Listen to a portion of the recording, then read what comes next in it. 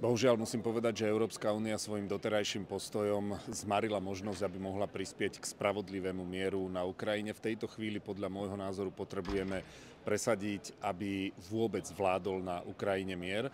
Ja si myslím, že vojenské riešenie tohto konfliktu neexistuje, pretože Ukrajina nie je schopná vytlačiť ruského agresora za svoje medzinárodne uznávané hranice a Európska únia nie je schopná pomôcť Ukrajine, aby takéto niečo dokázala. To znamená, že vojnové riešenie alebo vojenské riešenie tohto konfliktu neexistuje a preto sa musíme sústrediť predovšetkým na diplomatické riešenia, ale z tohto hľadiska sa domnievam, že Európska únia tak veľmi spálila mosty vo vzťahu k Rusku, že jednoducho nie je schopná pôsobiť ako nejaký sprostredkovateľ racionálnych vyjednávaní a musí sa spoliehať na Spojené štáty. V každom prípade ja som hlboko presvedčený o tom, že v tejto chvíli akýkoľvek mier, akékoľvek zastavenie tých bojov, minimálne teda samozrejme povedzme na tých vojnových hraniciach, tých frontových líniách, ktoré máme dnes, je lepším riešením pre Ukrajinu ako pokračovanie v tej vojne, pretože sa bohužiaľ ukazuje,